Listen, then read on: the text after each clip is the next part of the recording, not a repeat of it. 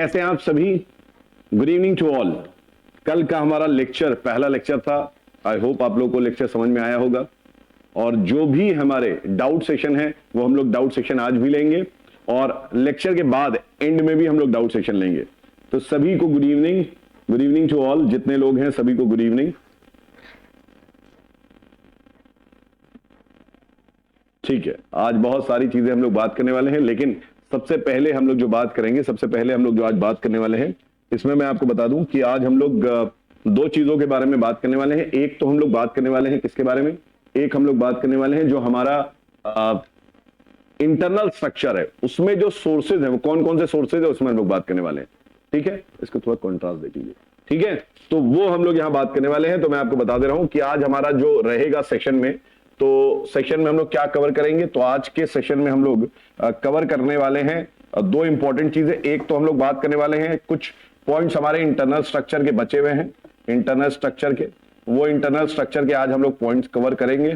ठीक है, internal structure of the earth के पॉइंट्स कवर करेंगे और हम लोग आज बात करेंगे कुछ हमारे फोर्सेस के बारे में।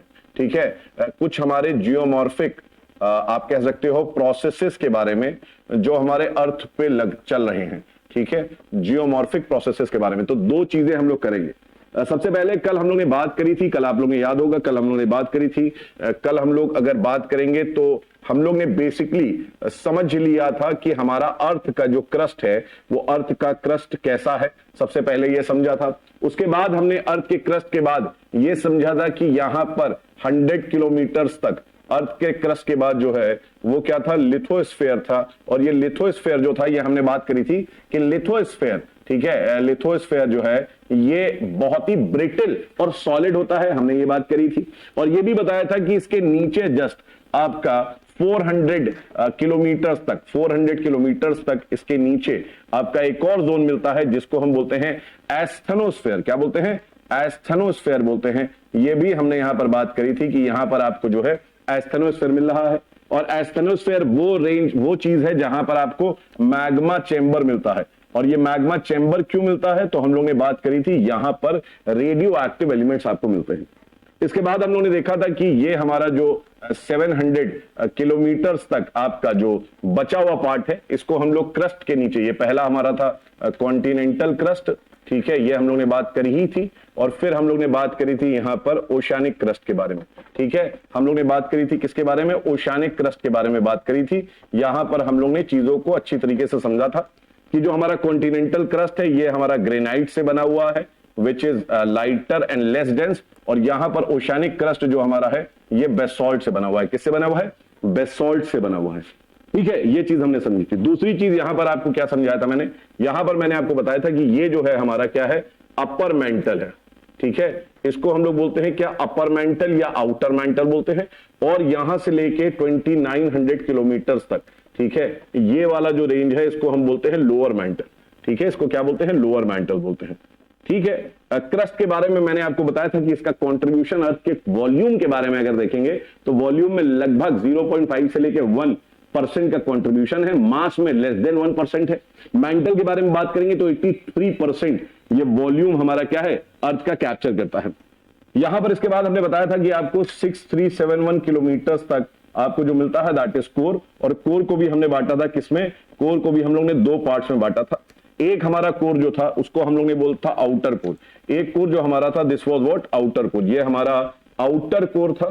ठीक है, और इसके बाद वाला जो हमारा था सॉलिड मोस्ट, ठीक है, ये इनर कोर था। हम लोग ने ये भी देखा था कि इनर कोर में, आउटर कोर में मेन कॉन्स्टिट्यूएंट जो हमारा है दैट इज आयरन। वो क्या है? आयरन है ना। हालांकि हमने देखा था कि आयरन जो है यहां पर प्योर फॉर्म में मिलता है, सॉलिड फॉर्म में मिलता है। ये सबसे सॉलिड मोस्ट आपकी लेयर है, ये हमने देखा था, ये सबसे सॉलिड मोस्ट आपकी लेयर थी। जबकि आउटर कोर जो है ये हमारा लिक्विड था और यहां पे इंप्योरिटीज थी।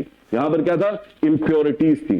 ठीक है, ये सारी चीजें जो है हम लोग ने कल डिटेल में समझी थी। तो अगर यहां पर कुछ आपको दिक्कत है तो बताइएगा। मोहो डिसकंटिन्यूटी क्या होती है? सर फेल्डस्पार क्या होता है? बेटा फेल्डस्पार एक मिनरल होता है, खनिज। जैसा आपका आप देखते हैं ना, डोलोमाइट है, लाइमस्टोन है, चूना पत्थर है, वैसे ही आपके कई सारे मेटालिक होते हैं जैसे कि गोल्ड, सिल्वर। तो जो मिनरल्स होते हैं, फेल्डस्पार आपका मिनरल्स है। ठीक है, मोहो डिसकंटिन्यूटी पे आएंगे। Don't worry about Moho discontinuity, जो हमने अभी करा ही नहीं उसके लिए परेशान मत होइए। वो सारी चीजें हम लोग यहाँ पे करने वाले हैं, उसके लिए एकदम परेशान मत होइए। तो ये हम लोग ने करा था। अब हम लोग यहीं से आगे अपनी बात को करते हैं कि ये जो इतनी सारी बातें हम लोग कर रहे हैं यहाँ पर, ये सारी जो चीजें हम लोग कर रहे हैं, ये किसके बेसिस पे कर रहे हैं? हमें अर्थ के इंटीरियर के बारे में कैसे मालूम है, ठीक है, हमें कैसे मालूम पड़ता है। तो यहां पर हम लोग अगर बात करेंगे, यहां पर बात करेंगे, तो आज का लेक्चर मैंने बता ही दिया है क्या होने वाला है। तो यहां पर अगर हम लोग बात करेंगे तो मैं आपको बता दे रहा हूं कि सबसे पहले हम लोग बात करेंगे किसके बारे में? सोर्सेस के बारे में। तो सोर्सेज ऑफ इंफॉर्मेशन हमारे क्या है, जहां से हमको इंफॉर्मेशन मिल रही है, वो सोर्सेज ऑफ इंफॉर्मेशन क्या है? तो आप कहेंगे सर सोर्सेज ऑफ इंफॉर्मेशन जो है ये क्या है जिससे पृथ्वी के बारे में हमको पता चला? तो मैं आपको बता दे रहा हूं यहां पर, ठीक है। ये चीज याद रखिएगा, यहां पर आपको बेटा दो सोर्सेज मिलेंगे। यहां पर आपको कितने सोर्सेज मिलेंगे? यहां पर आपको दो सोर्सेज। एक सोर्स जो है वो है आपका इनडायरेक्ट सोर्स, एक सोर्स जो है वो है आपका इनडायरेक्ट सोर्स, ठीक है। हम लोग देखते हैं अभी इनडायरेक्ट सोर्स में कौन कौन सी चीजें हैं। और एक सोर्स जो है वो है आपका डायरेक्ट सोर्स। एक क्या है? एक है आपका डायरेक्ट सोर्स, ठीक है। तो डायरेक्ट सोर्स के क्या फायदे हैं, डायरेक्ट सोर्स से आपको क्या इंफॉर्मेशन मिलती है, इनको हम लोग देख लेते हैं सबसे पहले। तो यहां डायरेक्ट सोर्स में क्या कि डायरेक्ट सोर्स में लोग बात करें वोल्केनिक इरप्शन की। हम लोग किसके बारे में करेंगे? हम लोग बात करेंगे यहां पर वोल्केनिक इरप्शन की बात करेंगे, ठीक है। चीज आपको समझ आएगी कि डायरेक्ट इंफॉर्मेशन हमारे लिए इंपॉर्टेंट क्यों है। पहली चीज पहले हम लोग देख लेते हैं इसमें क्या क्या आता है, फिर हम लोग बात करेंगे कि जो डायरेक्ट सोर्स ऑफ इंफॉर्मेशन है वो हमारे लिए क्यों इंपॉर्टेंट है। तो सबसे पहली चीज वोल्केनिक इरप्शन। यार वोल्केनिक इरप्शन से हमें पृथ्वी के नीचे का, अर्थ के इनसाइड का पता चलता है कि नहीं पता चलता है? बिल्कुल पता चलता है। वोल्केनिक इरप्शन के बारे में अगर हम लोग बात करेंगे तो मुझको आप बताइए, क्या हमें यह पता नहीं चल रहा है कि हमारा अर्थ का इंटीरियर कैसा है? हमको यह भी पता चल रहा है कि क्रस्ट के नीचे कुछ ऐसा पार्ट है जहां पर मैग्मा फॉर्म होता है। यह सब हमें इंफॉर्मेशन कहां से मिल रही है? वोल्केनिक इरप्शन से मिल रही है। वोल्केनिक इरप्शन से अगर आप बात करेंगे तो डायरेक्ट आपको क्या है, यहां पर सबसे पहली चीज डायरेक्ट इंफॉर्मेशन मिलती है हमें, ठीक है। तो हैंड टू हैंड इंफॉर्मेशन जिसको बोलते हैं ना हम लोग, हैंड टू हैंड इंफॉर्मेशन यहां मिलती है। हैंड टू हैंड इंफॉर्मेशन समझ में आ रही है आपके बात? तो हैंड टू हैंड इंफॉर्मेशन का फायदा क्या है? It is direct. तो हैंड टू हैंड इंफॉर्मेशन मतलब कि भाई एक चीज बताओ, यहां पर लावा निकला, तो जो लावा निकल रहा है, लावा इरप्ट हो रहा है, वो लावा आ कहां से रहा है? वो लावा बेसिकली मैग्मा ही का है। वो मैग्मा था और ये मैग्मा फॉर्म कहां हुआ है? अर्थ के अंदर फॉर्म हुआ है। तो हैंड टू हैंड इंफॉर्मेशन में हमको क्या पता चल जाता है कि मिनरल्स कौन कौन से हैं, मिनरल्स कौन कौन से हैं, हमें ये पता चल जाता है वोल्केनिक इरप्शन से। हमको वोल्केनिक इरप्शन से ये भी पता चल जाता है, वोल्केनिक इरप्शन से हमको ये भी आइडिया हो जाता है कि क्रस्ट के नीचे देयर इज अ लेयर जहां पर मैग्मा फॉर्म हो रहा है, ठीक है। तो हमें पता चल जाता है that there is a layer below crust where we get magma, ठीक है। तो एक आपका क्या है? There is a layer below crust where we get magma. एक ऐसा लेयर है जहां पर आपको मैग्मा मिलता है। You get what? You get magma. तो देयर इज अ लेयर। ये इंफॉर्मेशन हमको कहां से मिली है? It is through volcanic eruption. In fact we also get one information, that is what? वो इंफॉर्मेशन जो है वो ये है कि we get some information about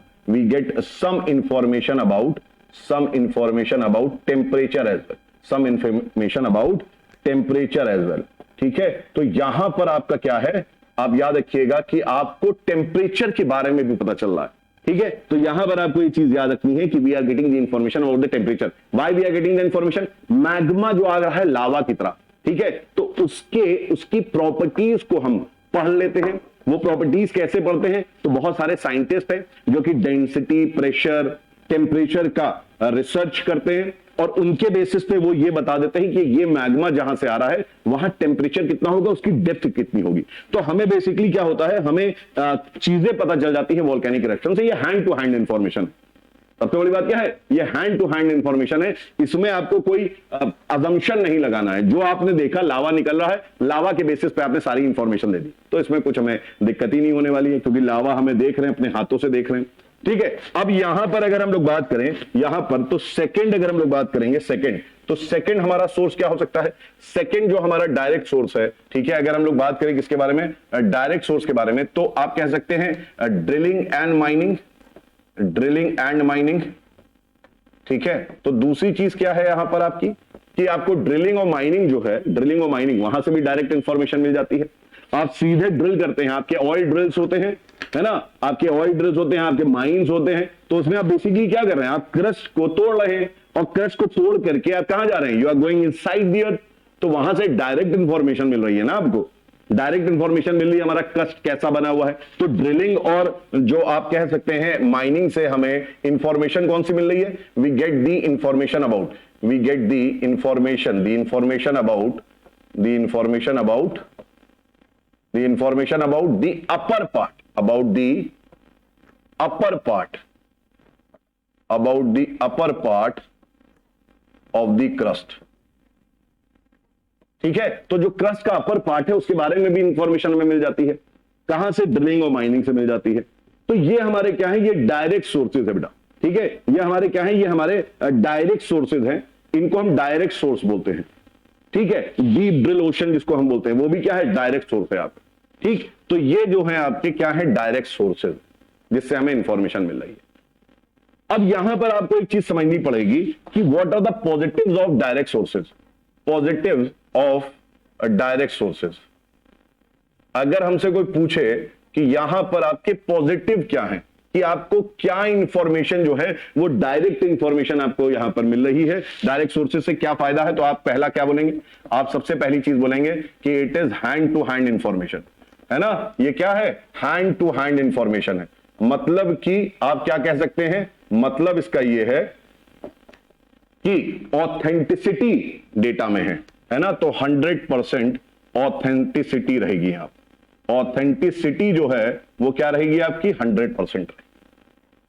तो यहां पर जो डेटा हमें मिल रहा है भाई, हमने खान खोदी, हमने ऑयल ड्रिल बनाए, तो ऑयल ड्रिल से जो निकला तो हमें पता चल गया ना कितनी गहराई से हमें क्या मिल रहा है, तो हमें क्रस्ट के बारे में पता चल रहा है, तो हैंड टू हैंड इंफॉर्मेशन मिल रही है। वोल्केनिक लावा में भी यही चीज हो रही है, लावा निकल के आ रहा है, तो हमें पता चल रहा है कि अच्छा यार हमारे अर्थ में ये मिनरल्स मिल रहे हैं, और ये लावा के फॉर्म में हम देख पा रहे हैं उसको, तो डायरेक्ट इंफॉर्मेशन है, ये डायरेक्ट, है ना।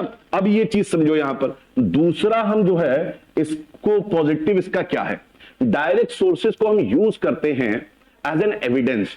जैसे जो भी चीज हम इनडायरेक्ट सोर्सेज से रिवील करेंगे, तो जैसे इनडायरेक्ट सोर्सेज में हमारी सेस्मोलॉजी, मतलब जो हम लोग अर्थक्वेक को पढ़ते हैं और अर्थक्वेक के वेव्स को पढ़ते हैं, और उससे जो इंफॉर्मेशन हम लोग गैदर करेंगे, अभी मैं बताऊंगा कैसे इंफॉर्मेशन गैदर होती है, तो हम लोग जो उससे इंफॉर्मेशन गैदर करते हैं उसको हम इससे वेरीफाई कर सकते हैं, ठीक है। तो ये वेरिफिकेशन के काम आता है। सेकंड जो आपका, आप कह सकते हैं कि जो हमारा इनडायरेक्ट सोर्स है, इनडायरेक्ट सोर्सेज से जो हमें इंफॉर्मेशन मिलती है उसको ये वेरीफाई करता है, ठीक है। तो इट इज यूज्ड, आप लिख सकते हैं it is used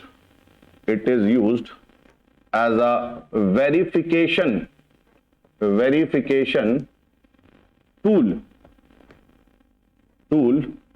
for indirect sources, for information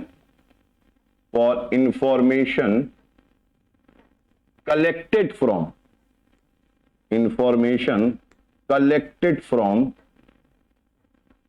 indirect sources, ठीक है। तो ये चीज आप समझ लीजिएगा, ये चीज समझ लीजिएगा। तो यहां पर मैंने क्या बोला आपको, यहां पर मैंने बोला है कि ये इसके पॉजिटिव है। अब आप कहेंगे सर इसके पॉजिटिव अगर आपने बात करी है तो इसके नेगेटिव भी प्लीज बता दीजिए। तो अगर हम लोग इसके नेगेटिव पे जाएंगे, हम लोग इसके अगर नेगेटिव पे जाएंगे, ठीक है, तो नेगेटिव ऑफ डायरेक्ट सोर्सेज क्या हो सकते हैं आपके, नेगेटिव ऑफ डायरेक्ट सोर्सेज क्या हो सकते हैं, ठीक है।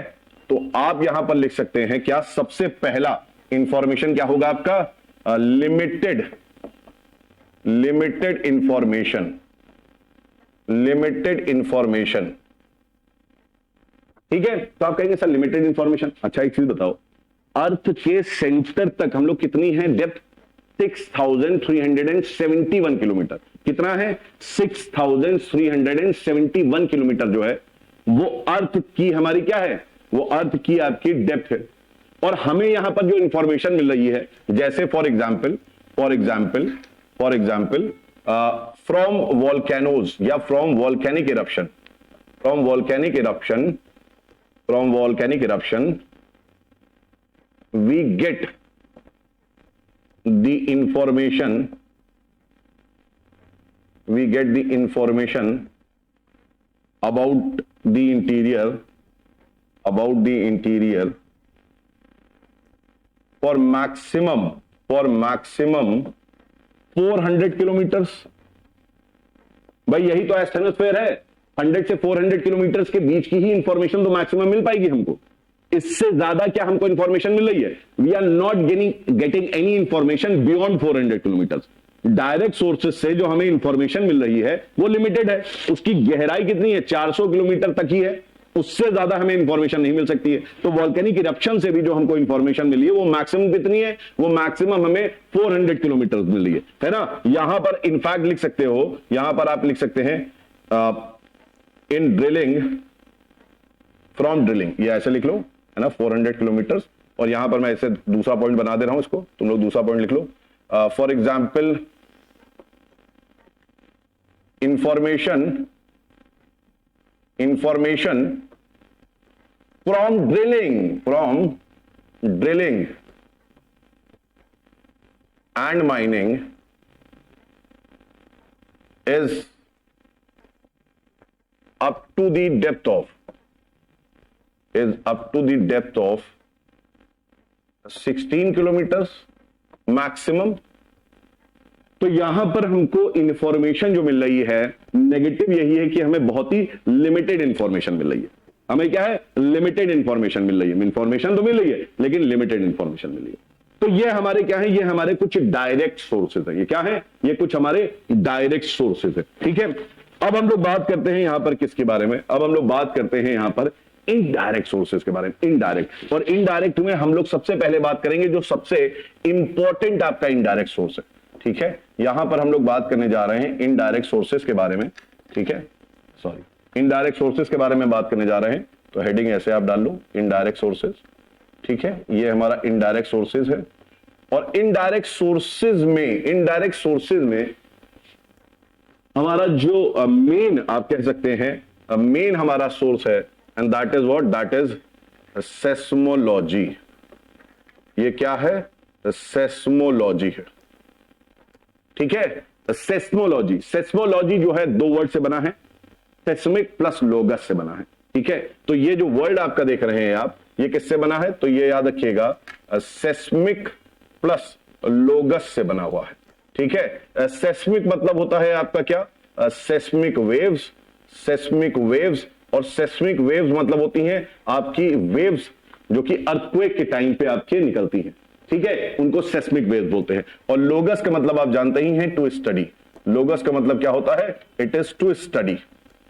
ठीक है, to study seismic wave. What is seismology? Seismology is the study of seismic waves. ठीक है, सेस्मिक वेव्स की स्टडी है। और दूसरी चीज, इसकी हम स्टडी करते कैसे हैं? तो we have seismograph stations, we have what? We have seismograph stations। ठीक है, तो ये चीज याद रखिएगा, we have what? We have seismograph station. हमारे पास सेस्मोग्राफ स्टेशंस होते हैं। ठीक है, सेस्मोग्राफ स्टेशंस होते हैं। और ये सेस्मोग्राफ स्टेशंस आपके जो हैं, ये आपको हर जगह मिलेंगे। मतलब ये आपको पहाड़ियों में भी मिलेगा, ये आपको ओशन के बीच में जो शिप्स हैं वहां पर भी मिलेगा, ये कोस्टल रीजन में मिलेगा, ये interior part of the continent भी मिलेगा। पूरे वर्ल्ड में जो है हमने यहां पर सीस्मोग्राफ स्टेशन लगा रखे। इनफैक्ट हमने आर्कटिक जोन में भी और अंटार्कटिक जोन में भी हमने सीस्मोग्राफ स्टेशन लगा रखे। तो हमें जो भी आपके वेव्स होती हैं उनकी रीडिंग हमें सीस्मोग्राफ स्टेशन से मिल जाती है ना। तो आपको मैं बता दूं कि यहां पर ये जो सोर्स है, this is the most important source. It is highly reliable. इसको हम रिलाई कर सकते हैं क्योंकि जो हमने इससे इंफॉर्मेशन निकालनी है, बहुत ध्यान समझो, बता रहा हूं, जो हमें इससे इंफॉर्मेशन मिलेगी वो हमने डायरेक्ट सोर्सेज से वेरीफाई कर ली। और वेरीफाई करने में दोनों चीजें साफ सेम बता रही हैं। इसका मतलब सेस्मोलॉजी से हमें जो इंफॉर्मेशन मिल रही है वो कहीं हद तक, एग्जैक्ट तो नहीं बोलूंगा मैं, लेकिन कहीं हद तक हम इस पर रिलाई कर सकते हैं। We can depend on that. तो ऑथेंटिसिटी जो है उसकी, है ना, जो उसकी जेन्युइनिटी है आपकी, वो जेन्युइन आपको चीजें मिलती है। तो ये याद रखिएगा आपको कि it is the major source, it is the major source, ठीक है, ऑफ इंफॉर्मेशन,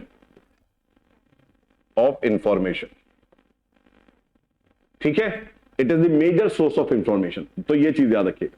अब हम लोग यहां पर अगर बात करें तो यहां पर आपको बात समझनी है सबसे पहले कि अर्थक्वेक की जो सेस्मिक वेव्स है, क्या सेस्मिक वेव्स जो हैं उनको हम पढ़ते कैसे हैं, उनको हम समझते कैसे हैं, ठीक है। तो यहां पर देखिए, सपोज यू नो अंडरस्टैंड, ये आपका क्या है, this is your earth crust, ये आपका अर्थ क्रस्ट है, या अर्थ सरफेस मान लो, क्रस्ट का भी सबसे टॉप मोस्ट पार्ट है ना, this is your surface of the earth, ये आपका क्या है, सरफेस ऑफ द अर्थ। तो ये हमारे अर्थ का सरफेस है यहां पर, ठीक है। बाद में कभी भी ऐसे डायग्राम बनाओ तो समझ जाना सरफेस ऑफ द अर्थ है, ठीक। अब क्या होता है कि क्रस्ट में कुछ ऐसे पॉइंट्स होते हैं, क्रस्ट में कुछ ऐसे पॉइंट्स होते हैं जहां पर क्या होता है, जहां पर आपका जो हमारा क्रस्ट है वो कहीं से टूट जाता है या कहीं से वो शिफ्ट होता है, खिसकता है ना। वो जब शिफ्ट होगा, टूटेगा, ड्रिफ्ट करेगा, तो होता क्या है कि एक जगह से एनर्जी रिलीज हो जाती है। जैसे आपका एक बकेट है ना, फुल ऑफ वाटर, आपका एक बकेट है फुल ऑफ वाटर, आप उस बकेट को अगर उसके नीचे, जो बकेट का नीचे बेस है, उसको कहीं से एकदम से ऊपर उठा दो, है ना, या बकेट को एकदम साइड से कंप्रेस कर दो, तो आप देखते होंगे कि आपके बकेट में जो वाटर है उसमें वेव्स बन जाती है ना, क्या बन जाती है, उसमें वेव्स बन जाती है, राइट। तो यहां पर भी क्या होता है, यहां पर भी ये जो पॉइंट आप देख रहे हैं, इस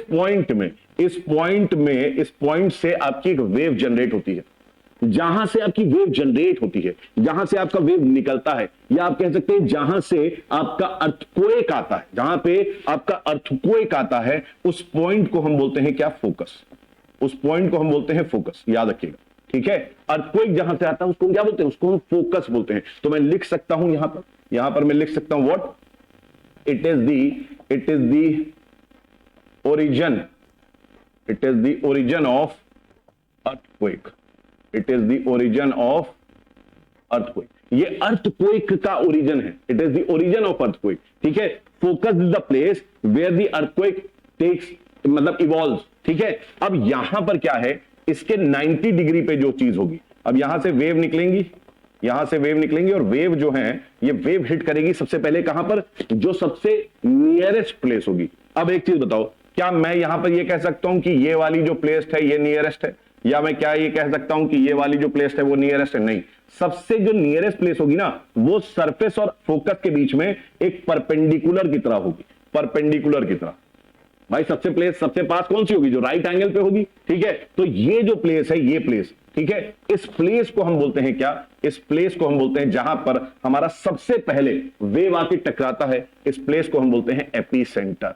याद रखिएगा, ये कहलाता है एपीसेंटर। तो आपने कई बार सुना होगा कि आपका वॉल्केन, आपने सुना होगा अर्थक्वेक आया, अर्थक्वेक का कुछ मैग्नीट्यूड बताया, कुछ भी हो सकता है, 6.7, 7.1, 5, 4।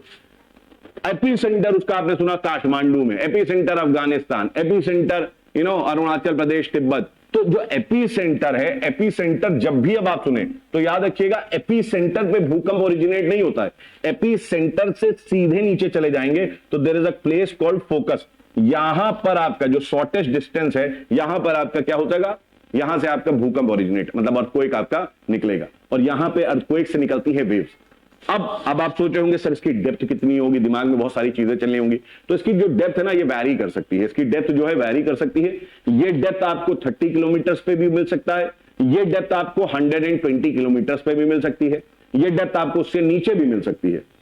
लेकिन एक चीज समझिएगा, ये अर्थक्वेक के बारे में एकदम सिंपल सी चीज समझ लो कि सरफेस के जितना पास होगा अर्थक्वेक का फोकस जितना ज्यादा अर्थ के पास होगा और सरफेस के पास होगा, अर्थक्वेक उतना ही ज्यादा डिजास्ट्रस होगा, उतना ही ज्यादा डेंजरस होगा, ठीक है। तो एक चीज याद रखिएगा, ठीक है, कि if the focus is near, हालांकि मैं अर्थक्वेक नहीं पढ़ा रहा हूं, लेकिन एक छोटी जानकारी यहीं पर दे दे रहा हूं। If the focus is near the surface या अर्थ सरफेस, ठीक है, देन द earthquake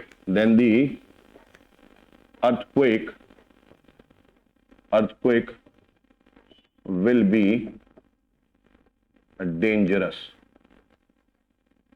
dangerous, ठीक है। तो अर्थक्वेक जो होगा वो क्या होगा, वो डेंजरस होगा, वो खतरनाक होगा आपका अर्थक्वेक जो होगा, ठीक है। तो यहां पर ये याद रखिएगा कि जितना ये पास होगा फोकस, उतना ज्यादा अर्थक्वेक आपका खतरनाक होगा। तो अगर ये पास है तब बहुत डेंजरस होगा। दूसरी चीज ये याद रखिएगा कि यहां पर जब मैं फोकस के बारे में बात कर रहा हूं, तो फोकस से सबसे पहली जो हमारी वेव निकलती है, सबसे पहली वेव है ना, तो ऑब्वियस सी बात है जो सबसे पहली वेव हमारे एपी सेंटर पे पहुंचेगी, इसको हम, क्योंकि ये सबसे पहले पहुंच रही है, तो इसको हम बोल देते हैं क्या, इसको हम बोल देते हैं प्राइमरी वेव्स। क्या बोल देते हैं, प्राइमरी वेव्स, ठीक है। इन्हीं को हम जो है, इन्हीं को हम पी वेव्स भी बोलते हैं, इन्हीं को हम क्या बोलते हैं, पी वेव्स भी बोलते हैं, इसी को हम पी वेव्स भी बोलते हैं, ठीक है। अब वही अगर हम लोग बात करें, बात करें कि यहां पर दूसरा सेकेंडरी जो वेव होती है, ठीक है, जो सेकंड टाइम पे पहुंचती है, मतलब कि सेकंड पोजीशन पे रहती है, इनको हम बोलते हैं क्या, सेकेंडरी वेव्स बोलते हैं, सेकेंडरी वेव्स, या इन्हीं को हम बोल देते हैं क्या, एस वेव्स भी बोल देते हैं। तो पी वेव्स, एस वेव्स, ये आप सुनते रहेंगे बार बार।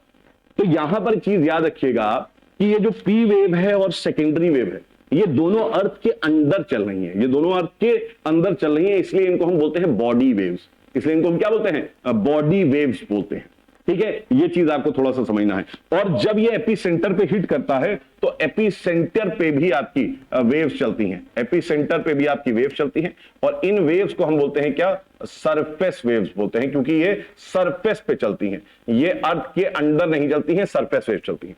और सरफेस वेव्स में हम लोग जानते हैं कि दो वेव्स हैं, अर्थक्वेक में हम लोग पढ़ेंगे, एक होती है हमारी रेलिक वेव्स, है ना, जो कभी कभी आती है, और एक हमारी होती है लव वेव्स, जिनको हम एल वेव्स भी बोलते हैं, राइट। तो अब हम लोग अगर बात करें यहां पर, तो थोड़ा बहुत हमें पहले पी वेव, एस वेव, इन वेव्स के बारे में थोड़ा बहुत हमको मालूम पढ़ना चाहिए, थोड़ी बहुत जानकारी हमारे पास होनी चाहिए। If we know about these waves, जब हमें इनके बारे में इंफॉर्मेशन मिलेगी, तभी हम जाके पता कर पाएंगे कि हमारा अर्थ का इंटीरियर कैसा है, हमारा अर्थ का इंटीरियर कैसा है, तभी हम पता कर पाएंगे, ठीक है। तो ये होगी हमारी यहां पर वेव्स हैं। और आइए अब समझ लेते हैं थोड़ा सा वेव्स के बारे में, थोड़ा सा हम लोग समझते हैं किसके बारे में, वेव्स की कुछ प्रॉपर्टीज के बारे में समझते हैं। और सबसे पहले हम लोग वेव्स के बारे में समझेंगे, तो वो हमारा क्या है, प्राइमरी वेव्स। हेडिंग डाल लो अपनी, हेडिंग आपकी क्या होनी चाहिए, प्राइमरी वेव्स, ठीक है। ये हेडिंग डाल लीजिए, प्राइमरी वेव्स अपनी हेडिंग डाल लीजिए, ठीक है। This should be our heading, ये प्राइमरी वेव्स आपकी हेडिंग होनी चाहिए। अब यहां पर आपको बता दूं कि प्राइमरी वेव्स जो हैं, इनको हम क्या बोलते हैं, These are also known as P waves, इनको हम क्या बोलते हैं, P waves। और यहां पर आप लिख सकते हैं these are the first wave, है ना, these are the first waves to reach the epicenter, ठीक है। तो एपीसेंटर जो है ये पहुंचती है सबसे पहले, इसीलिए इसको प्राइमरी वेव बोलते हैं। इनकी जो वेलोसिटी होती है, वेलोसिटी, ठीक है, वेलोसिटी याद रखिएगा इनकी वेलोसिटी के बारे में, कि वेलोसिटी इज 8 to 13 किलोमीटर पर सेकेंड, ठीक है, 8 to 13 किलोमीटर पर सेकेंड। तो इनकी जो वेलोसिटी होती है वो लगभग 8 से लेके 13 किलोमीटर पर सेकेंड के बीच में होती है इनकी वेलोसिटी, ठीक है। हालांकि हमें वेलोसिटी कुछ बहुत ज्यादा इसका याद रखने की जरूरत नहीं है, हाँ, लेकिन ये जरूर याद रखने की जरूरत है कि जो पी वेव है हमारी, P wave, it passes through, ये बहुत इंपॉर्टेंट लाइन है, it passes through all the mediums, ठीक है। तो यहां पर ये चीज हमें समझनी जरूरी है कि it passes through all the mediums, ये किससे है, सभी मीडियमों से पास हो रही है, मतलब कि it is passing through liquid, it is passing through gas, and it is passing through solid, ठीक है। तो आपके 3 मीडियम है बेसिकली, लिक्विड, सॉलिड, गैस। तो यहां पर याद रखिएगा कि सॉलिड, लिक्विड, गैस जो 3 मीडियम है, ये तीनों मीडियम से होकर गुजरती है, ठीक है। दूसरी चीज है, एक बहुत इंपॉर्टेंट चीज यहां पर आप नोट कर सकते हैं, वो क्या है, वो ये नोट कर सकते हैं आप कि its maximum velocity is recorded at the solid most part। तो अब आप बोलेंगे सर ये कैसे हमें पता, देखो पी वेव के पी वेव की कॉपी करके लोगों ने रिसर्च करके पी वेव जैसी चीजें बनाई और पी वेव को बहुत अच्छी तरीके से ऑब्जर्व करा और देखा कि वो सॉलिड में सबसे ज्यादा तेज चलती है। ठीक है, तो इनकी वेलोसिटी जो मैक्सिमम वेलोसिटी होती है, वो मैक्सिमम वेलोसिटी कहां होती है? वो मैक्सिमम वेलोसिटी सॉलिड में होती है। ये बहुत इंपॉर्टेंट लाइन है। ठीक है, लेकिन ये तीनों मीडियम से आपका पास करता है, तीनों मीडियम से होके गुजरती है पी वेव्स। पी वेव में कोई दिक्कत नहीं होनी चाहिए। ठीक है, पी वेव्स जो आपकी है ये लॉन्गिट्यूडनल वेव्स होती हैं। ठीक है, it is longitudinal waves. P waves जो हैं वो लॉन्गिट्यूडनल वेव्स होती हैं। अब आप सोचोगे लॉन्गिट्यूडनल वेव्स क्या होती हैं? लॉन्गिट्यूडनल वेव्स बेसिकली क्या है? तो देखिए लॉन्गिट्यूडनल वेव्स जो हैं वो कुछ इस तरीके से चलती हैं, जैसे कि इन वेव्स का डायरेक्शन अगर ऐसा है, इन वेव्स का डायरेक्शन अगर ऐसा है, ठीक है, वेव्स का डायरेक्शन जो है, डायरेक्शन ऑफ प्रोपोगेशन ऐसा है, ठीक है, तो ये वेव्स जो चलेंगी ना, ये वेव्स कुछ ऐसे चलेंगी यहां पर, फिर ये फैल जाएंगी, एक्सपैंड करेंगी इस तरीके से, फिर ये कॉन्ट्रैक्ट करेंगी और फिर ये फैल जाएंगी। ठीक है, इस तरीके से, जैसे कि आप एक इमेजिन करिए, आप एक स्प्रिंग को ले लें, एक स्प्रिंग को, ठीक है, और स्प्रिंग को आप क्या करें? स्प्रिंग को आप खींच के छोड़ दें। स्प्रिंग को आप खींच के जब छोड़ेंगे तो स्प्रिंग क्या होगी? आप देखेंगे स्प्रिंग बीच बीच में कहीं कहीं पे स्प्रिंग के पोर्शन जो है वो टू एंड फ्रो आएंगे और एक डायरेक्शन में आगे की तरफ स्प्रिंग भागेगी, लेकिन ऐसे भागेगी कुछ। यहां पर ये ऐसे करके कॉन्ट्रैक्ट करेगी, फिर ये एक्सपैंड कर जाएगी, फिर ये कॉन्ट्रैक्ट करेगी और फिर ये एक्सपैंड कर जाएगी, फिर कॉन्ट्रैक्ट करेगी, फिर एक्सपैंड करेगी, और कुछ इस तरीके से ये वेव चलेगी, है ना। और यहां पर आपको ध्यान ये रखना है कि ये जो वेव हैं इनकी डायरेक्शन, फाइनल डायरेक्शन कैसी होगी? इनकी फाइनल डायरेक्शन कुछ ऐसी होगी। इनकी फाइनल डायरेक्शन जो आप देख रहे हैं वो कुछ ऐसी होगी। ठीक है, ये चीज आपको यहां पर समझनी है। इन्हीं को हम बोलते हैं क्या? लॉन्गिट्यूडनल वेव्स बोलते हैं। These are what? Longitudinal waves. अब ये इतना ज्यादा आपके क्वेश्चन आता नहीं है, इस पे बहुत ज्यादा फोकस नहीं करना है। अगर समझ में आ गई तो बात अच्छी बात है ना, नहीं तो हम डायग्राम के थ्रू, जब मैं अर्थक्वेक पढ़ाऊंगा आपको तो डायग्राम के थ्रू आपको बहुत अच्छी तरीके से मैं दिखा दूंगा क्या होता है। इट इज वेरी इजी, लेकिन मेन पॉइंट जो हमें यहां पर करना है वो मेन पॉइंट मैंने आपको यहां पर ये बात बताई। ठीक है, अब इसी की तरीके से अगर मैं बात करूं किसकी? सेकेंडरी वेव्स की। ठीक है, तो हमारी स्टडी के लिए जरूरी क्या है? हमारी स्टडी के लिए जरूरी है सेकेंडरी वेव्स। हमारी स्टडी के लिए जरूरी जो है वो है सेकेंडरी वेव्स। ठीक है, और सेकेंडरी वेव्स को ही हम क्या बोलते हैं? इन्हीं को हम बोलते हैं एस वेव्स। ठीक है, and obviously these are the second waves to reach the epicentre. ये हमारी दूसरी हमारी वेव्स हैं जो कि एपिसेंटर में पहुंच रही, तभी तो उसका नाम सेकेंडरी रखा है यार, है ना। तो इसका मतलब इसकी वेलोसिटी जो होगी वो कम होगी। Velocity is less than that of P waves. ठीक है, तो हम यहां पर लिख सकते हैं कि velocity is less than that of P waves. ठीक है, पी वेव्स की वेलोसिटी से इनकी वेलोसिटी कम होगी, इनकी जो स्पीड होगी वो कम होगी, तभी ये सेकंड आ रहे हैं। दूसरी चीज यहां पर एक आपको ये याद रखनी है, क्या? ये बहुत इंपॉर्टेंट चीज है, ये बहुत इंपॉर्टेंट चीज है, वो ये है कि it do not passes these, it does not pass through, this wave does not pass through, it does not pass through liquid medium। ठीक है, तो ये लिक्विड मीडियम से पास नहीं करती है। It does not pass through liquid medium. अब ये कैसे पता करा? तो हमारे जो शिप्स हैं, शिप्स में ये हमारे इसको हम नोटिस ही नहीं कर पाए। शिप्स में हमें इसकी रीडिंग ही नहीं मिल रही है एस वेव की। इसका मतलब जो लिक्विड स्टेट में चीजें हैं, जो लिक्विड मीडियम में है चीजें, वहां पर आपको एस वेव जो है, एस वेव वहां पर आपको नहीं मिलेगी। एस वेव वहां पर आपको नहीं मिलने वाली है, ये चीज समझ लो। तो लिक्विड में ये नहीं मिलेगी। इसका मतलब हम ये भी अंदाजा लगा सकते हैं, मैंने आपको बताया था, you have to read between the lines. इसका मतलब ये भी हम कह सकते हैं जहां पर एस वेव नहीं मिल रही है, जहां पर एस वेव नहीं मिल रही है, वो पोर्शन हमारा लिक्विड स्टेट में हो सकता है। ऐसा भी हम मान सकते हैं, है ना, ये भी हम मान सकते हैं।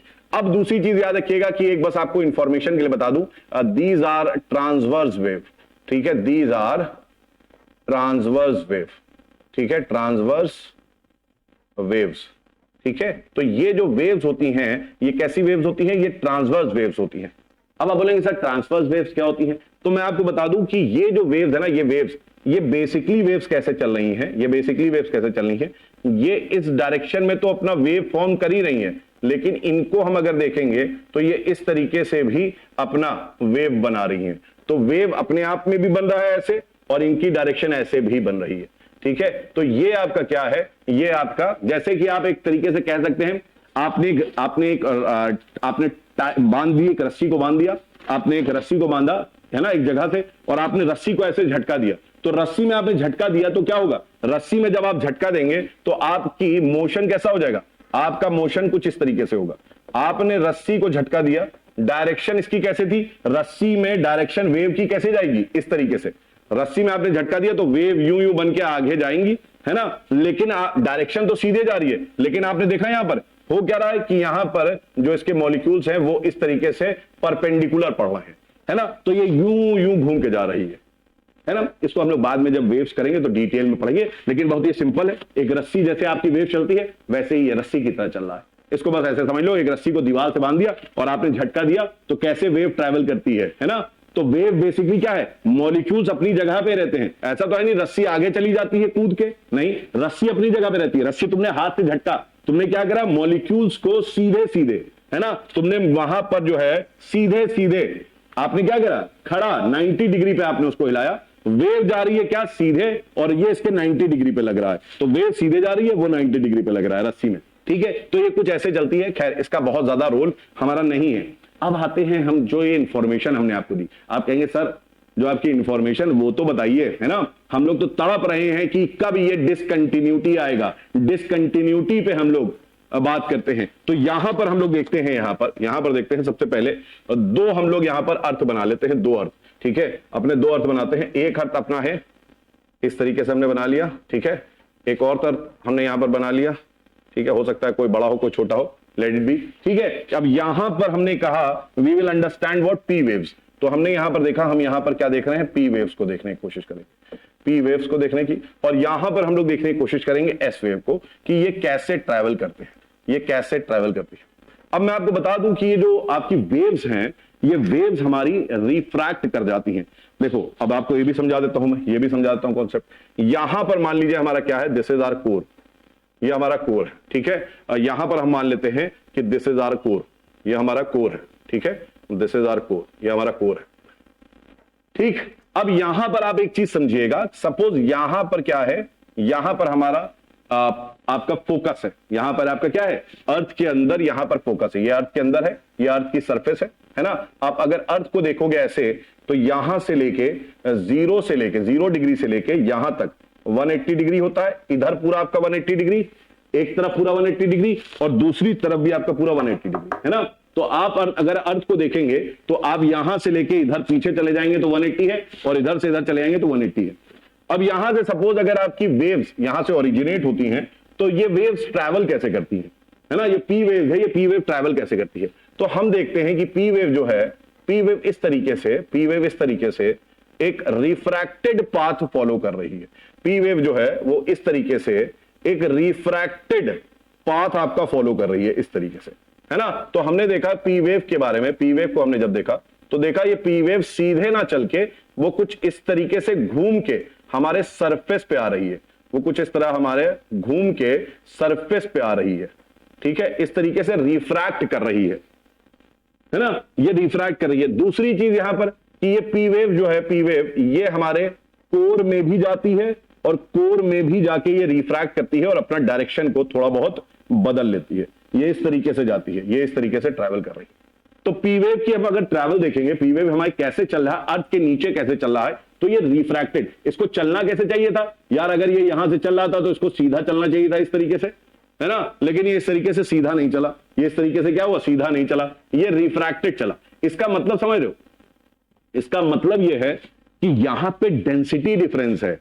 ये समझ में आया कि नहीं आया। आपको मैंने क्या बताया था, आपको मैंने बताया था कि पी वेव सभी मीडियम से जाता है, पी वेव जो है वो हमारे सभी मीडियम से होकर गुजर रहा है, सभी मीडियम से पास करता है। लेकिन मैंने एक साथ में आपको एक और चीज बताई थी, मैंने बताया था कि पी वेव जो है इसकी मैक्सिमम वेलोसिटी कहां पर होती है, पी वेव की मैक्सिमम वेलोसिटी सबसे सॉलिड पोर्शन में होती है, सबसे सॉलिड पोर्शन में होती है। इसका मतलब पी वेव जो है, पी वेव में आपको अलग अलग कर्व बता रहे हैं, पी वेव में आपको ये कर्वी पाथ बता रहा है कि हमारे अर्थ में अलग अलग डिफरेंट लेयर्स हैं, डेंसिटी जिनकी अलग अलग है, तभी आपका ऐसा है। नहीं तो सपोज करिए कि ये आपका है आयरन, ये है आयरन, इसको मान लो एक आयरन है ना, और यहां पर अगर आयरन है और इसके नीचे भी आपका क्या है, हम कह रहे हैं आयरन है, दोनों की डेंसिटी सेम मान लो, दोनों की डेंसिटी सेम मान लो, तो यहां पर अगर मैं पी वेव को चलाऊंगा तो पी वेव यहां पर क्या कर्व होगा, नहीं, पी वेव यहां पर सीधे होगा, भले ही वो दूसरी आपकी लेयर में इंटर कर रहा है लेकिन तब भी वो आपका क्या होगा, सीधे होगा। क्यों? क्योंकि दोनों आपके क्या है, दोनों यहां पर हमने कहा आयरन है, दोनों आपके क्या है, दोनों आपके आयरन है और दोनों की डेंसिटी सेम है।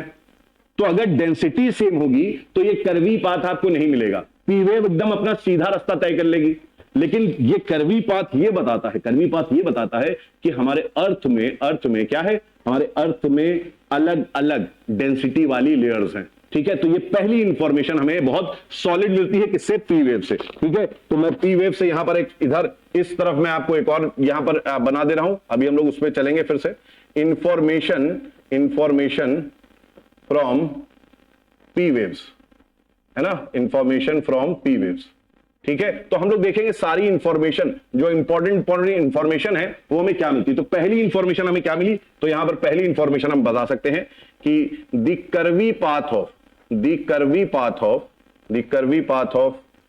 P and S wave, S की भी हम लोग देखेंगे, अभी कर्वी पाथ है, the curvy path of P and S waves indicates that inside the earth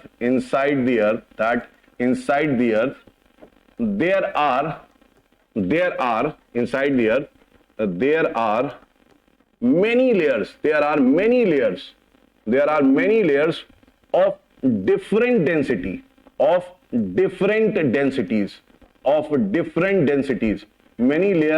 different densities। तो यहां पर ये क्या बता रहा है, पहली चीज कर्वी पाथ जो है वो ये बता रहा है there are many layers of different densities, यहां पर बहुत सारी आपकी लेयर्स हैं जिनमें डेंसिटी अलग अलग है।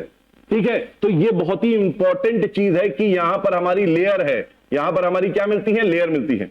इसका मतलब पी वेव से हमें पता चलता है कि हमारा अर्थ जो है वो एक जैसा नहीं है, पी वेव से पता चलता है कि हमारा अर्थ जो है वो एक जैसा नहीं है, वहां पर डिफरेंट आपको लेयर्स मिलती हैं जिनकी डेंसिटी अलग है। और यहां पे डेंसिटी का मतलब क्या हो जाता है मालूम आपको, इसका मतलब हो जाता है बिटवीन द लाइंस, अगर इसको पढ़ोगे तो इसका मतलब हो जाता है कि डिफरेंट मटेरियल से बनी हुई, made up of different materials. Layer, इसका मतलब क्या हो जाता है, layers made up of different materials, तभी तो आपकी डिफरेंट डेंसिटी है ना। तो यहां पर हमको यहां से पता चल जाता है कि हमारा जो अर्थ है, अर्थ जो है हमारा है वो अलग अलग मटेरियल से बना हुआ है, अलग अलग मैटर से बना हुआ है, तभी आपको डिफरेंट डेंसिटीज मिली। पहली चीज हमें ये पता चली।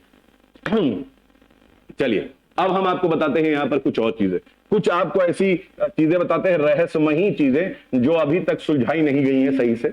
यहां पर अगर मैं मान लूं कि हमारा 105 डिग्री अगर है यहां पर, तो ये एंगल की बात कर रहे हैं 105 डिग्री, और यहां पर भी 105 डिग्री अगर मान लूं, और ये जो है आपका this is 140 degree and this is 140 degree. अब ये कहीं पे 143 है, कहीं पे 140 है, कहीं 141 है, ये 103 है, ये मैटर करता है एग्जैक्टली किसी को भी नहीं मालूम। तो ये जो जोन देख रहे हो तुम, यहां वाला ये जो जोन देख रहे हो जिसको मैं हाईलाइट करने जा रहा हूं अब, ठीक है, ये जो जोन देख रहे हैं आप, ठीक है, इस जोन में अगर आप देखेंगे तो इस जोन में आपको पी वेव्स नजर नहीं आती है। ये जो जोन है दोनों तरफ आप देखेंगे अगर कि यहां पर एक ऐसा जोन है जहां पर पी वेव्स आपको नजर नहीं आती है। अब ऐसा कौन सा जोन हो सकता है भाई, क्योंकि सॉलिड, लिक्विड, गैस तीनों से तो ये पास होती है, तो यहां पर ऐसा क्या है कि ये मिल नहीं पा रहा है, तो इसके बारे में हमको आइडिया नहीं है। और ये जो जोन है, ठीक है, this zone is known as shadow zone of P waves, shadow zone of P waves, इसको हम क्या बोलते हैं, shadow zone of P waves. ठीक है, तो इसको लिख लेना, ये कहलाता है shadow zone of P waves. ठीक है, तो 105 से लेके 145 इधर भी ये दोनों क्या हैं आपके, दीज आर शैडो जोन्स। ये क्या है हमारे, ये शैडो जोन है, किसका शैडो जोन है, पी वेव का। तो ये याद रखना, पी वेव का शैडो जोन कहां से कहां तक होता है। ठीक है, पी वेव का शैडो जोन कहां से कहां तक होता है, ये पेपर में प्रीलिम्स में आ सकता है, आपके एग्जाम्स ऐसी इंफॉर्मेशन जो है प्रीलिम्स में आ जाती है, तो ये चीज हमको पता चलती है। दूसरी चीज यहां पर हमें क्या पता, दूसरी चीज हमें यहां पर यह पता चलती है कि बड़ी ही इंफॉर्मेशन वाली चीज पता चलती है कि यहां पर सेंटर में, ठीक है, इस सेंटर में, कोर के भी सेंटर में पी वेव की मैक्सिमम स्पीड आती है। यहां पर maximum speed of P wave is noticed, maximum speed of P waves is noticed या रिकॉर्डेड। ठीक है, इसका मतलब क्या है कि हमारे सेंटर पार्ट में हमारे सबसे ज्यादा वेव की स्पीड आ रही है। इसका मतलब सेंटर में जो पार्ट है वो सबसे सॉलिड मोस्ट पार्ट है। इसका मतलब जो निफे वाली थ्योरी थी, है ना, या जो हमने मीटेरॉइड को स्टडी करा और देखा मीटेरॉइड के भी कोर में हमारा आयरन है, तो यहां पर भी हमने गेस लगा लिया कि कोर जो हमारा है, कोर वो किससे बना है? कोर बना है हमारे आयरन से। हमने यहां पर गैस लगा लिया कि कोर भी जो बना है वो किससे बना है? वो हमारे आयरन से बना है। ठीक है, तो ये बड़ी ही इंफॉर्मेटिव आप कह सकते हैं चीज हमको पता चलती है कि मैक्सिमम स्पीड इसकी जो नोटिस होती है वो सेंट्रल पार्ट में होती है, मतलब कोर में होती है। तो हम ये अंदाजा लगा सकते हैं कि सेंटर में सॉलिड मोस्ट होगा। यहां पर हमने यही लिखा है ना भाई, आप देखिए पी वेव में मैंने क्या लिखा है? पी वेव में मैंने लिखा था कि its maximum velocity is recorded at the solid most part. Its maximum velocity is recorded at the solid most part. तो सबसे सॉलिड मोस्ट पार्ट आपका कौन सा है? हमारा यहां पर पता चल रहा है कि कोर ही सबसे सॉलिड मोस्ट पार्ट है। तो जो हमने बात करी थी यहां पर वो एकदम सही थी कि कोर हमारा क्या है? आयरन से बना हुआ है। तो भैया संतोष कर लो। तो ये इंफॉर्मेशन जो है हमें जो है एकदम सॉलिड बता देती है कि कोर हमारा आयरन से बना हुआ है। तो ये कुछ इंफॉर्मेशन पी वेव से हमें पता चलती है, इसके साथ साथ हमें पी वेव से और एस वेव दोनों से एक और इंफॉर्मेशन पता चलती है। ठीक है, तो सेकंड इंफॉर्मेशन यहां पर आप लिख सकते हैं। Second information, the core is the solid most part. The core is the solid most part as the velocity of p waves is maximum at the core. तो यहां पर हम ये चीज लिख सकते हैं कि is maximum at the core, हम ये चीज लिख सकते हैं। ठीक है, आप इसको थोड़ा अलग कर लो। ठीक है, is maximum at the core.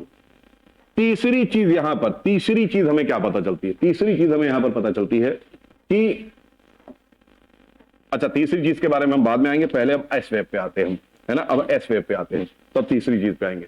अब एस वेव को अगर हम लोग सेम ऐसे ही सिमिलरली रीड करें, एस वेव को अगर हम लोग रीड करना चाहें, तो यहां से सपोज यहां से आपकी ये आप कह सकते हैं फोकस है आपका, यहां से वेव्स ओरिजिनेट होती हैं, एस वेव भी ओरिजिनेट होती है, और एस वेव भी जो है, ये एस वेव भी हमारा कर्वी पाथ फॉलो करती है। एस वेव भी अगर आप देखेंगे तो एस वेव भी कर्वी पाथ फॉलो करती है इस तरीके से। ठीक है, तो एस वेव जो है वो हमारा कर्वी पाथ फॉलो करती है, कर्वी पाथ। ठीक है, इसी तरीके से हम लोग देखेंगे एस वेव को, एस वेव जो हमारा है वो कर्वी पाथ फॉलो कर रही है यहां पर। ठीक है, इस तरीके से ये भी कर्वी पाथ फॉलो करती है। लेकिन एस वेव में एक चीज हमें बहुत इंपॉर्टेंट पता चल जाती है, एस वेव में हमें एक चीज बड़ी इंपॉर्टेंट पता चल जाती है कि यहां पर है हमारा, ये है हमारा क्या, ये है हमारा कोर जो कि सॉलिड मोस्ट है, ये हमारा क्या है? कोर सॉलिड मोस्ट, और इसके बाहर जो है ये क्या है? Outer core. ये दिस इज आउटर, ये हमारा क्या है? Outer core. ठीक है, दिस इज आउटर कोर। अब हमें पी वेव से एक चीज तो पता चल गई, क्या पता चल गया? पी वेव से हमें पता चल गया जो हमारा कोर है वो कोर हमारा सॉलिड मोस्ट है, क्योंकि यहां पी वेव की स्पीड सबसे तेज थी। यहां पी वेव की स्पीड क्या थी? सबसे तेज थी। अब हम लोग अगर बात करेंगे यहां पर ये जो बाहर वाला क्षेत्र है, इसमें मैं आपको बता दूं कि एस वेव ये बड़ी ही इंपॉर्टेंट चीज है। क्या कि एस वेव जो है वो एस वेव यहां पर है 105 डिग्री और यहां पर भी है 105 डिग्री। ठीक है, और यहां पर है दिस इज 180 डिग्री। ठीक है, तो याद रखिएगा कि 105 से लेके 180, 105 से लेके 180 डिग्री, इनके बीच में हमारा एस वेव जो है वो एस वेव हमको नजर ही नहीं आती है। यहां पर कोई भी रिकॉर्डिंग हमें एस वेव की अपने अर्थ में इस एंगल पे मिल नहीं पाती है। याद रखिए, इस एंगल पे हमारा कहीं से भी निकले, इस एंगल पे हमें 105 से लेके 105 एंगल पे आपको एस वेव नोटिस नहीं होता है। और ये जो इतना बड़ा क्षेत्र देख रहे हैं, इतना बड़ा जो ये रेंज देख रहे हैं, इसको हम बोलते हैं shadow zone of S wave. इसको हम क्या बोलते हैं? Shadow zone of S wave. लेकिन ये जो shadow zone of S wave है ये हमें एक इंडिकेशन देता है। ये इंडिकेशन क्या देता है? हमने आपको बताया था कि अगर शिप आपकी खड़ी है तो शिप में अगर आपने सेस्मोग्राफ स्टेशंस लगा रखे हैं तो वहां एस वेव नहीं आती है, क्योंकि एस वेव जो है वो लिक्विड मीडियम से पास नहीं करती है। एस वेव जो है वो लिक्विड मीडियम से पास नहीं करती है, ठीक है। और अब आप एक चीज समझिएगा, यहां पर आपको एक चीज समझनी होगी कि ऐसा माना जाता है कि ये आउटर कोर के बाहर से निकल रही है, आउटर कोर में ये एंटर नहीं कर रही है, आउटर कोर के बाहर से निकल जा रही है। It is not entering the outer core. देख रहे हो, ये हमारा आउटर कोर है, आउटर कोर के बाहर से निकल जा रही है। इसका मतलब आउटर कोर में एंटर क्यों नहीं कर रही है? क्योंकि आउटर कोर लिक्विड स्टेट में है। आउटर कोर किस स्टेट में है? लिक्विड स्टेट में है, ठीक है। तो यहां से हमें दूसरी इंफॉर्मेशन जो मिली, आप देख रहे हैं यहां पर, आप देख रहे हैं कि नहीं देख रहे हैं कि ये आउटर कोर में एंटर नहीं कर रही है, आउटर कोर के बाहर से निकल जा रही है। ये इस तरीके से आउटर कोर के बाहर से निकल जा रही है ना। मतलब आउटर कोर जो है हमारा वो क्या है? लिक्विड स्टेट में है। इनर कोर हमारा सबसे सॉलिड मोस्ट है, जबकि आउटर कोर हमारा लिक्विड स्टेट है। तो यहां पर आप जो है थर्ड इंफॉर्मेशन है ना। अब हम लोग क्या लिखेंगे? इंफॉर्मेशन फ्रॉम पी वेव, ठीक है। तो यहां पर हम लोग लिखते हैं इंफॉर्मेशन फ्रॉम एस वेव। तो यहां पर लिख लीजिए information from S waves, information from S waves, ठीक है। तो इंफॉर्मेशन फ्रॉम एस वेव से हमें क्या पता चलता है?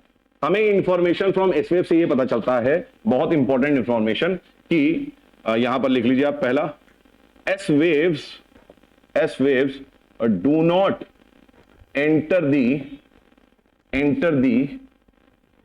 outer core, do not enter the outer core, which indicates what? Which indicates that the outer core may be at a liquid state, तो जो हम लोग ने कल इतनी कहानी पढ़ी कि आउटर कोर हमारा लिक्विड में है, यहां पे कन्वेक्टिव करंट चलती हैं, ये इंफॉर्मेशन हमें कैसे मिली? ये इंफॉर्मेशन हमारा एस वेव जो है, ये एस वेव प्रूव कर देता है कि जो यहां पर आप देख रहे हैं ये लिक्विड स्टेट, ये इसलिए है एस वेव यहां पर आ ही नहीं रही है, एंटर ही नहीं कर रही है एस वेव, ठीक है। तो ये हमें इंफॉर्मेशन मिलती है किससे? हमारा इंफॉर्मेशन मिलती है पी वेव और एस वेव से। तो यहां पर हमें क्या इंफॉर्मेशन मिली है कि ये जो आउटर कोर है, ठीक है, आउटर कोर क्या है? आउटर कोर आपका इज इन लिक्विड स्टेट, ये इंफॉर्मेशन हमें यहां मिल रही है, वेरी इंपॉर्टेंट इंफॉर्मेशन, बहुत इंपॉर्टेंट इंफॉर्मेशन है आपके यहां। सर समझ में आ रही बात? यहां पर ये बहुत इंपॉर्टेंट इंफॉर्मेशन है, ठीक है। मैं आप लोग के क्वेश्चंस लूंगा बाद में। अब यहां पर हम लोग इंफॉर्मेशन हमने देखा पी वेव से एस वेव से, अब कुछ इंफॉर्मेशन दोनों पी वेव और एस वेव से समझ लो। इंफॉर्मेशन कुछ आपकी ऐसी जो पी वेव और एस वेव दोनों से मिलती है। Information from P and S waves, ठीक है। पी और एस वेव से आपकी इंफॉर्मेशन क्या क्या है, ठीक है। तो पी और एस वेव से अगर इंफॉर्मेशन के हम लोग बारे में बात करें तो यहां पे मैं बता दे रहा हूं सबसे पहली चीज कि the minimum velocity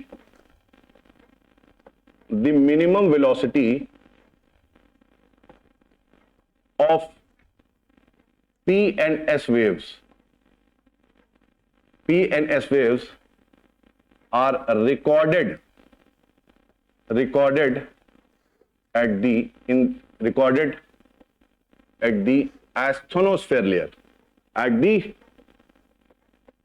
asthenosphere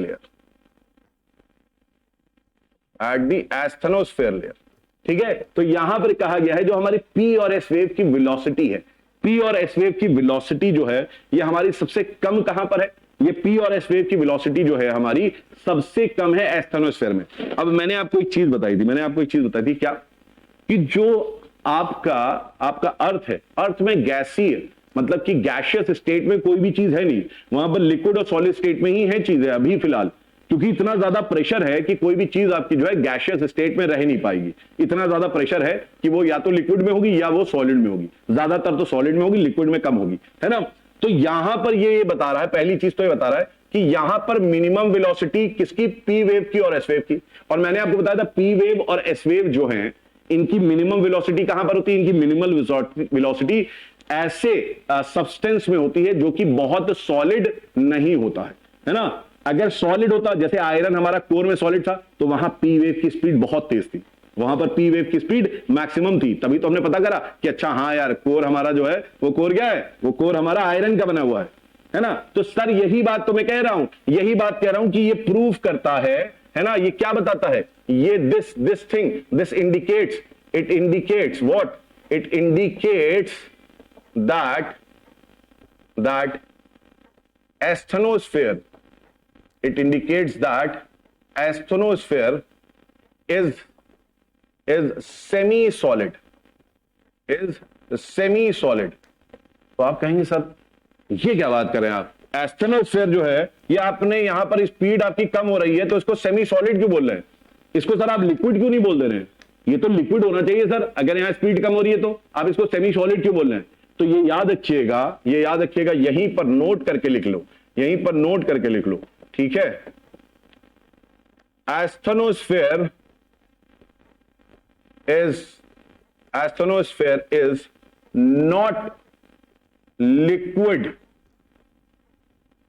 asthenosphere is not liquid as P and S waves both, ऐसे लिखो, as both P wave and S waves pass through this layer, है ना। और आप जानते हैं यहां पर कि एस वेव जो है, हमने अभी तो पढ़ा कि एस वेव जो हमारा है ये लिक्विड स्टेट से पास नहीं होता है, तो ये अगर पास हो रहा है, ये अगर एस्थेनोस्फेयर से पास हो रहा है, इसका मतलब एस्थेनोस्फेयर हमारा क्या है, निश्चिंत हो जाओ भाई, लिक्विड स्टेट में तो नहीं है, क्योंकि हमारी एस वेव यहां से पास हो रही है। एस वेव भैया हमको लिक्विड स्टेट में नहीं दिखेगी, जो कि हमें आउटर कोर में नहीं दिख रही थी, आउटर कोर में एंटर नहीं करी, तो हमने कह दिया हाँ लिक्विड स्टेट में है आउटर कोर। लेकिन यहां पर अगर आप देखेंगे तो यहां पर हम कह देंगे कि सर भाई पी और एस वेव पास हो रही है, कैसे ये हो सकता है लिक्विड में, है ना, कॉमन सेंस बनता है सर, लिक्विड में नहीं हो सकता। तो हमने कहा लिक्विड नहीं है, तो ये क्या है, ये सेमी सॉलिड है। ये क्या है, सेमी सॉलिड। जैसे आपने देखा है ना जेली होता है, तो एस्थेनोस्फेयर बेसिकली क्या है ना, जेली लाइक सब्सटेंस। जैसे यहां पर ये जेली लाइक है, it is like jelly like substance है। यहां पर एस्थेनोस्फेयर में क्या है, जेली लाइक सब्सटेंस है, ठीक है, जेली लाइक। और जब हमने खोजा हमें पता चला कि जेली लाइक सब्सटेंस क्यों है, ये ऐसा कौन सा है सब्सटेंस जो जेली लाइक है। तो हमें यहां से पता चला, खोजने पे पता चला कि आप रख दिएगा ये याद, olivine is the most abundant substance found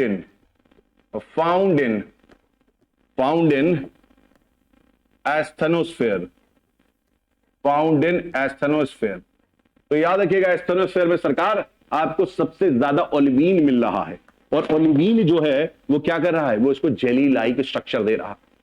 तो ये इंफॉर्मेशन हमको कहां से मिल रही है, ये हमें पी और एस वेव से मिल रही है।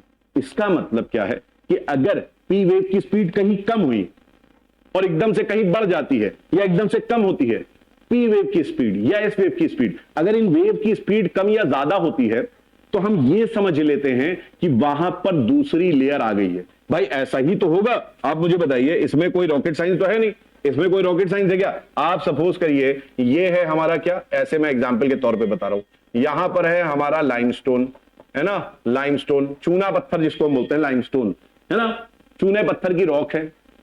और एक रॉक आपका किसका है, एक रॉक आपका यहां पर है, ये बना हुआ है किसका, बेसॉल्ट का, ये रॉक है बेसॉल्ट का। बेसॉल्ट में आपका आयरन भी होता है, मैग्नीशियम भी होता है ना। और एक रॉक आपकी ऐसी पड़ती है जिसमें आपका आयरन बहुत ज्यादा होता है, आयरन यहां पर आप कह सकते हो प्लस में बना लो। अगर मैं कहूं यहां पर कि हमारी पी वेव्स जो है, पी वेव्स यहां से अगर पास करेंगी, तो आपको क्या लगता है, ये पी वेव जो है वो सीधे से पास करेंगी, पहली चीज तो नहीं।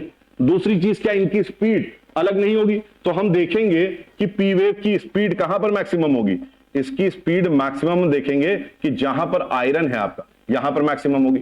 और सबसे मिनिमम इसकी स्पीड कहां पर होगी, तो इसकी मिनिमम आपकी स्पीड यहां पर होगी। लेकिन जब ये यहां से लेके यहां ट्रेवल कर रहा है, जब पी वेव हमारी जो है वो यहां से लेके यहां तक ट्रेवल कर रही है, जब ये ऐसे ट्रेवल कर रही है, तो इनकी स्पीड में फर्क नहीं आ रहा है। लेकिन जैसे ही हमारी वेलोसिटी में फर्क आ रहा है, जैसे ही हमारी डेंसिटी में फर्क आ रहा है। यहां पर डेंसिटी क्या है, अलग है ना, तो डेंसिटी बी है यहां पर थी डेंसिटी ए, तो डेंसिटी ए में इसकी वेलोसिटी ए थी, इसकी एक वेलोसिटी थी जिसको ए बोल सकते हैं जो कि कम थी। डेंसिटी बी में जब आई तो इसकी क्या हुई, इसकी वेलोसिटी बदल गई। तो इसकी वेलोसिटी बदल गई मतलब ये भी तो हम कह सकते हैं कि वहां डेंसिटी बदल गई तभी वेलोसिटी बदली। भाई वेलोसिटी अपने आप थोड़ी ना बदल रही है, वहां पे डेंसिटी बी हो जा रही है तो वेलोसिटी बदल जा रही है। और इसी तरीके से यहां पर अगर आप कहें तो यहां पर डेंसिटी आपकी सी हो जाएगी तो वेलोसिटी भी सी हो जाएगी।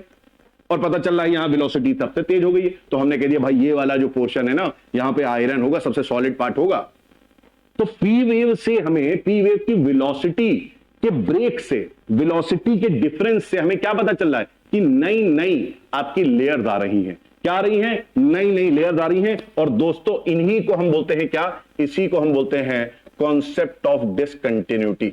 तो जो आप इतने देर से परेशान थे, सर मोहो डिसकंटिन्यूटी क्या है, मोहो डिसकंटिन्यूटी क्या है, तो discontinuity of P wave velocity, ठीक है। तो यहां पर आप कह सकते हैं डिसकंटिन्यूटी क्या हो रहा है, कोई चीज कंटिन्यूअस चली जा रही है। आपका चूना पत्थर, आपका लाइमस्टोन है, वहां पर पी वेव आपकी जा रही है, एकदम से आपका क्या हुआ, एकदम से आपने देखा वहां पर बेसॉल्ट आ गया, तो वेलोसिटी क्या हुई, वेलोसिटी तेज हो गई।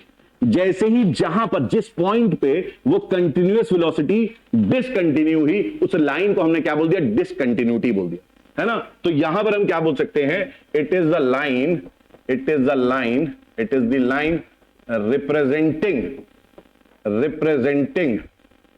representing the discontinuity of a P wave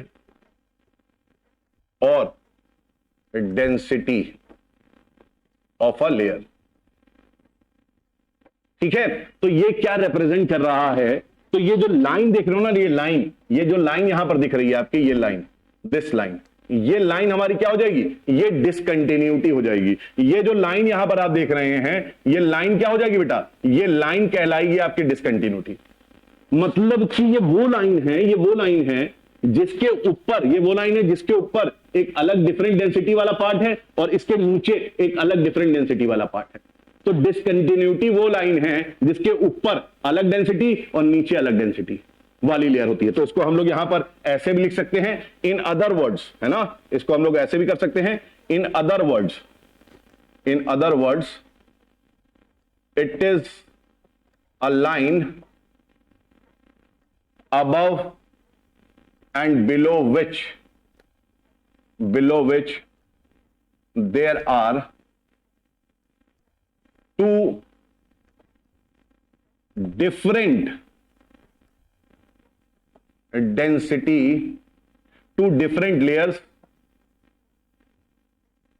with different density। ये चीज हम कह सकते हैं भाई, इतना साधारण तरीके से हमने आपको समझा दिया कि यहां पर ये लाइन है, इसके ऊपर लाइमस्टोन है, उसकी अलग डेंसिटी, इसके नीचे बेसॉल्ट है, अलग डेंसिटी। ये लाइन जो है ना रेड वाली, ये लाइन ही क्या है आपकी डिसकंटिन्यूटी है, ये लाइन ही क्या है आपकी डिसकंटिन्यूटी है। तो अब हम आते हैं किस पे, अब हम आते हैं डिसकंटिन्यूटी पे, अब हम आते हैं क्या, डिसकंटिन्यूटी पे आते हैं बेटा।